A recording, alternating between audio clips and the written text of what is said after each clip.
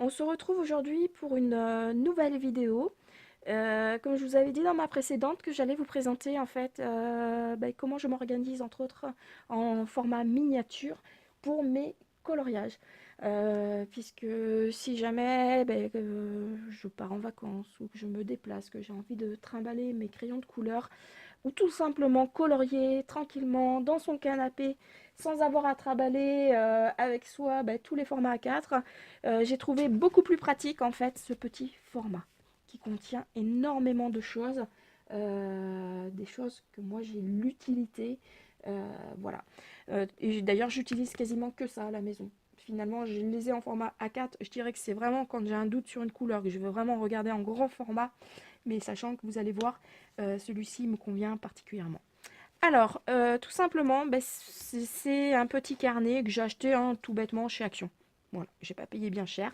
Sur lequel j'ai fait en fait une table des matières que j'ai fait avec du washi tape, toujours qui vient de chez Action. Voilà, une petite boîte qui avait en promotion, qui a diverses couleurs et qui est pas mal.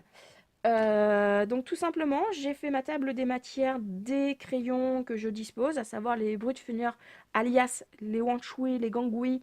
Voilà, ils portent plusieurs noms.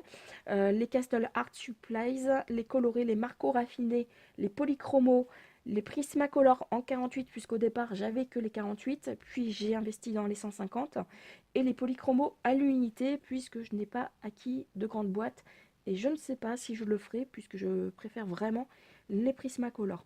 Et ensuite, des tutoriels. J'ai pas mis à jour encore l'intégralité de la table des matières puisque je commence également à remplir tout ce qui est aquarelle que j'ai mis à la fin au niveau des fonds. Alors, tout simplement, j'ai donc avec des tampons que je pourrais vous présenter si cela vous intéresse, que j'ai acheté en partie chez AliExpress et également dans le magasin Action. J'ai tout simplement fait deux tampons et pour chaque couleur utilisée, j'ai repris vraiment la gamme des crayons de la couleur dans lequel je présente le nuancier pour tout simplement me faire une idée de la pigmentation du rendu, tout simplement. Donc là, j'ai mis un washi tape directement recto verso pour que, une fois fermé, tout simplement, ça soit facile de s'y retrouver. Et surtout, j'ai fait dépasser en haut. Comme ça, je sais que si je cherche les crayons Gangui, je les ai grâce à ça. Là, c'est facile de retrouver voilà, les Castle Art, sachant qu'à la fin, à force d'utiliser, on connaît par cœur la couleur associée au crayon. Voilà, donc tout simplement, ensuite avec un tampon, toujours en provenance d'AliExpress, et un tampon encreur en fait, Memento, je crois la marque. Mais bon, ça n'a pas grande importance. J'ai fait tout simplement les petits encadrés sur lesquels j'ai reporté les numéros des crayons. Et voilà, j'ai colorié chaque case avec un effet de dégradé. Voilà, et j'ai fait ça pour toutes les pages. Alors j'ai fait que d'un côté parce que j'avais pas envie voilà, d'avoir des traits de l'autre côté. Donc voilà, là on voit toute la gamme des gangouis. Voilà, donc je défile puisque euh, si vous voulez, ceci dit, que je vous mette les copies, les photos sur ma page Facebook, vous me le dites en commentaire, je le ferai avec plaisir. Il n'y a pas de souci. Voilà, donc là j'ai fait toute la gamme en nuancier. Ensuite, j'ai les Castle Art Supplies sur lequel j'ai fait un tampon et couleur uniquement réalisée au Castle. Sachant que sur ce type de papier, c'était un peu plus difficile de faire les mélanges. Pareil, toujours même principe, numéro, encadré et couleur. Voilà, donc comme vous pouvez voir, c'est pratique, c'est facile, ça prend pas de place et ça me permet d'avoir les nuanciers, les couleurs lorsque je fais du mystère, que j'ai besoin de me référer à quelque chose. Voilà, ça c'est top. J'ai ensuite les crayons colorés, toujours pareil, même principe, un petit tampon, je colore avec les crayons de la gamme pour avoir un rendu pigmentation. Toujours même principe. Voilà, donc les numéros d'un côté, les encadrés de l'autre, l'effet dégradé. Par contre, c'est à sec sur ce type de comment dire de carnet. Je trouvais plus mes mots. Voilà, c'est à sec. J'ai pas voulu m'embêter à blender. Donc j'ai vraiment superposé les couches de façon à ce que ce soit un peu plus lisse. Mais ça se faisait facilement, le papier n'est pas vraiment granuleux, hein. Ensuite j'ai les marqueurs raffinés, donc voilà, la même chose. Washi tape d'un côté, ça permet de s'y retrouver, pareil.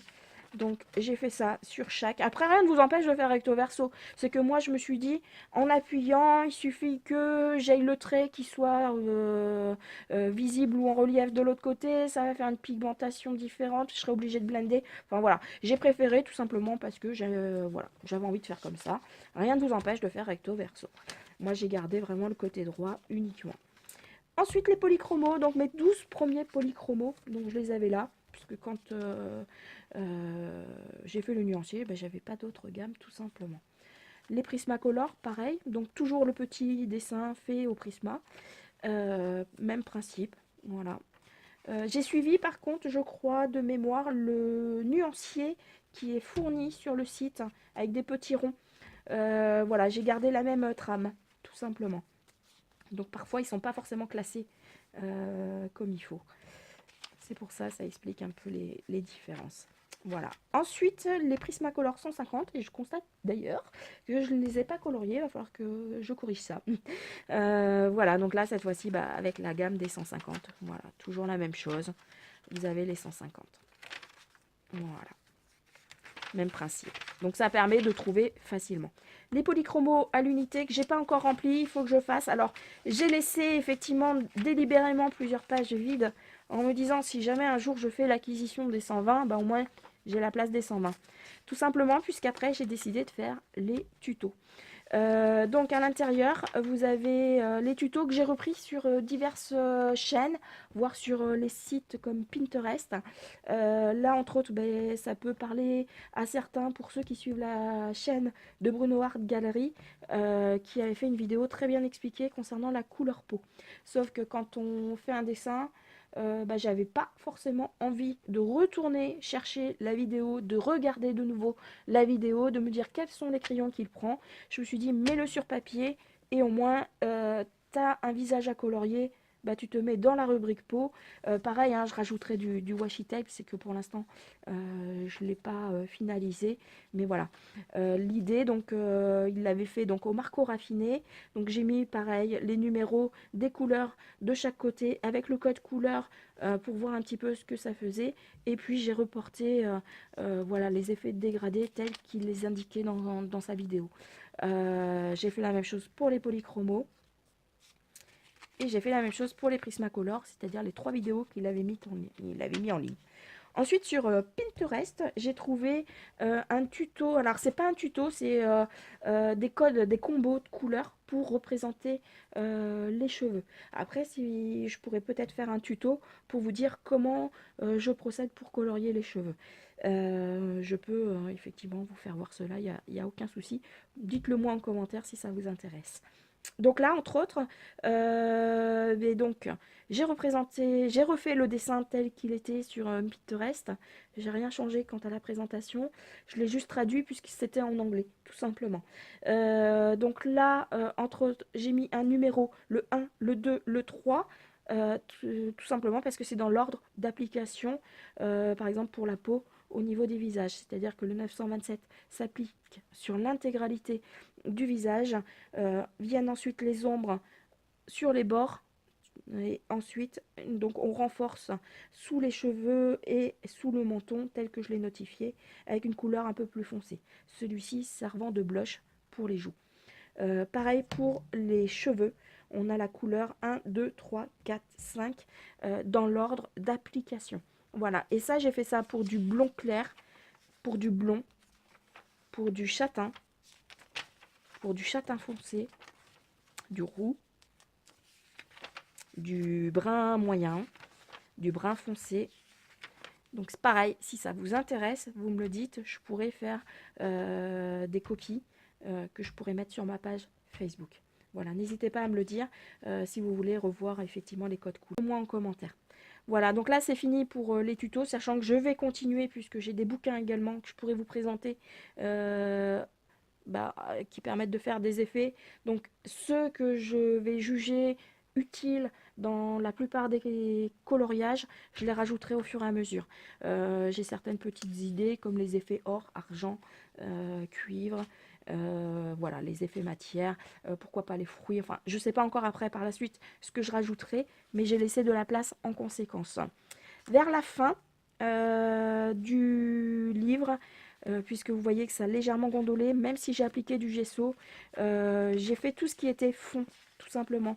Euh, les matériaux que je vais utiliser, sachant que je n'ai pas fini puisque je vais rajouter d'autres éléments. Donc là, j'avais acheté de la colle à paillettes de chez Action. Je ne sais pas si on va pouvoir arriver à voir sur la vidéo l'effet pailleté, mais voilà, j'ai noté tout simplement en fonction du tube. Voilà, je sais pas, ça va peut-être pas rendre quelque chose de bien. Euh, alors, je sais pas si en approchant on voit mieux. Voilà. Donc, grosso modo, voilà. On a les diverses couleurs. Donc, là, ce sont les gels, les cols paillettes, en fait. Ensuite, j'ai les gélatos. Donc, j'ai estampé, il me semble, au doigt, ceux-là, puisqu'ils sont tellement gras que finalement, avec le doigt, ça y va tout seul. Donc, c'est une boîte de 12, mais je crois qu'elle est indisponible également sur Amazon en ce moment même.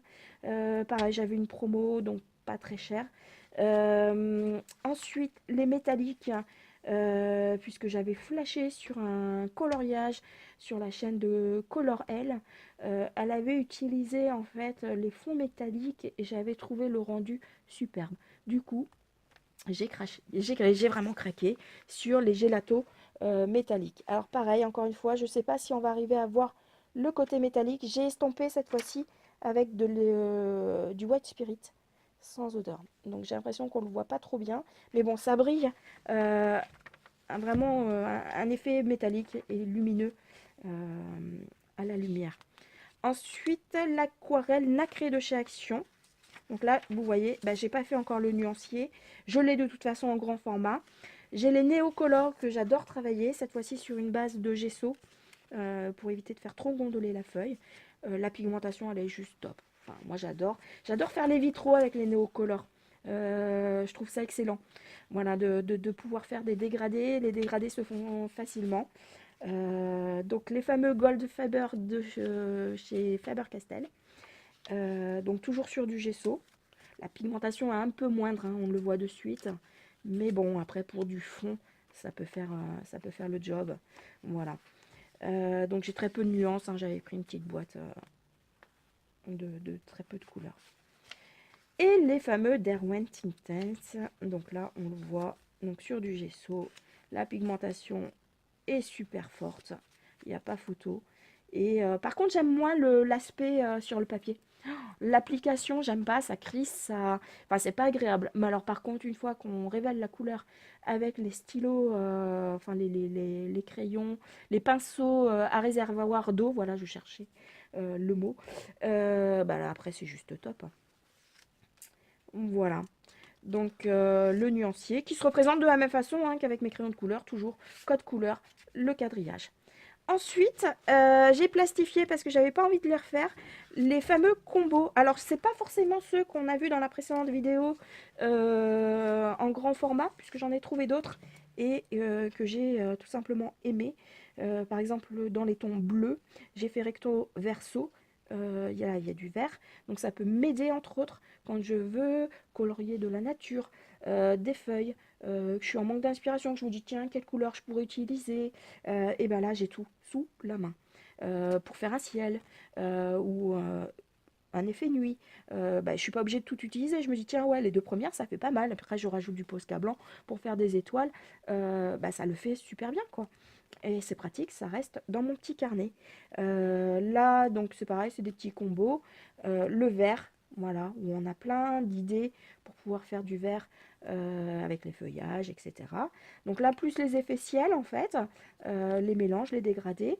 La même chose de l'autre côté en un peu plus foncé. Voilà. J'ai la même chose cette fois-ci, plus dans les couleurs sable, plus pour de la peau, en fait. Voilà, donc diverses nuances. Des combos que je trouvais vraiment jolis. Je me suis dit, ah oui, ça je peux vraiment les réutiliser dans les coloriages. Cette fois-ci dans les aspects jaunes, donc plus l'aspect, je dirais que ça c'est pour le feu ou alors les lumières pour un coloriage qui serait fait de nuit, ben, tout simplement, voilà les fenêtres. On a la même chose, donc là davantage dans les tons orangés. J'ai la même chose dans les tons violets pour les fleurs, voilà, donc les roses. Donc ce sont des combos que j'ai trouvé vraiment très jolis. J'ai encore du violet. Voilà, les tons violets. Alors là, ils ne sont pas classés dans l'ordre. D'habitude, je les mets vraiment dans l'ordre. Et là, les rouges. Voilà, donc ça se positionne comme ça. Pareil, si ça vous intéresse, dites-le moi en commentaire. Je ferai une copie. Je les prendrai en photo et je les mettrai sur ma page Facebook. Comme ça, vous aurez, ça peut vous éviter d'aller chercher sur Pinterest, sur divers groupes. Je sais plus où exactement, je crois que c'était Pinterest que j'en avais vu. Voilà, comme ça au moins ben, vous les aurez sous la main si ça vous intéresse. En tout cas, c'est très pratique parce que je les utilise régulièrement. Voilà, donc j'espère que cette petite vidéo vous aura plu, que l'astuce, bah voilà, si ça peut servir à quelques personnes, je me suis dit pourquoi pas faire ce type de vidéo. Voilà, n'hésitez pas à liker pour que ça puisse remonter en tête de file, pour que un maximum de personnes qui sont passionnées comme nous dans le coloriage bah, puissent en profiter tout simplement.